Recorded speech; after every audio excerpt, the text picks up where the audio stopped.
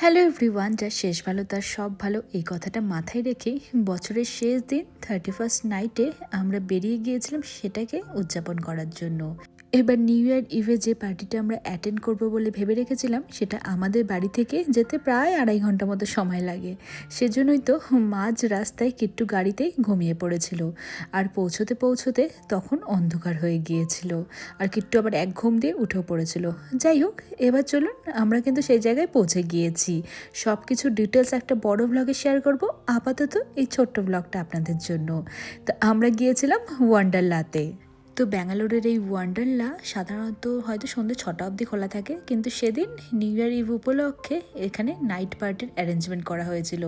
আর দেখুন ভেতরটা কি সুন্দর সাজিয়েছে, আর ভেতরে ঢুকেই এত লোক আর এত লাইটস দেখে কিট্টু তো প্রথমে বেশ ভ্যাবাচাকা খেয়ে গিয়েছিল, তারপরে একটু ধাতস্থ হয়ে এখানে হচ্ছিল ডিজে নাইট। তো সেখানে একটুখানি আমরা মা মেয়ে মিলে নেচে নিয়ে তারপরে এখানে যে রাইডসগুলো রয়েছে সেগুলোতে চড়তে গিয়েছিলাম। এবার এখানে বড়দেরও প্রচুর রাইড রয়েছে, ওয়াটার রাইড রয়েছে, রোলার কোস্টার রয়েছে, আরও অনেক কিছু ছিল।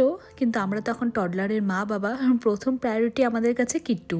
তাই কিট্টুর জন্য এখানে যে বাচ্চাদের সব রাইডগুলো ছিল, দেখুন না, ক্যাটারপিলার থেকে শুরু করে ঘোড়ার পিঠে, নৌকার পিঠে, আরও যা যা ছিল, ট্রেন গাড়ি থেকে শুরু করে প্রত্যেকটা রাইডে মেয়ে একা একা উঠেছে, আর আমরা ওকে দেখে বেশ খুশি হয়ে গিয়েছি।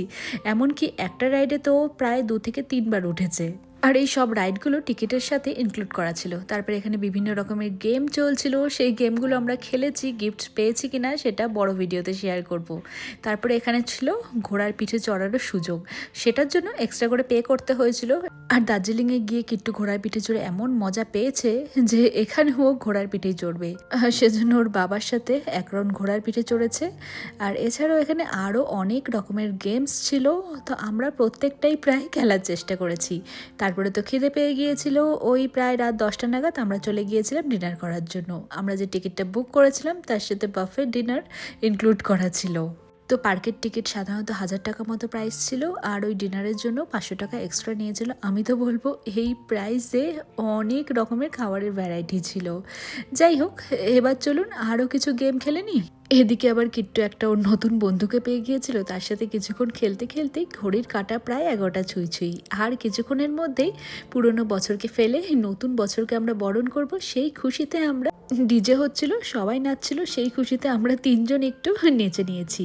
আর এরপরে সেই সময় চলেই এসেছে যখন ঘড়ির কাঁটা প্রায় 12টা ছুঁই ছুঁই, আর আমরা চলে এসেছি এখানে যে ওয়ান্ডারলার ভেতরে বিশাল বড় একটা নাগরদোলা রয়েছে, আর একটা ক্লক রয়েছে, তার সামনে জড়ো হয়েছে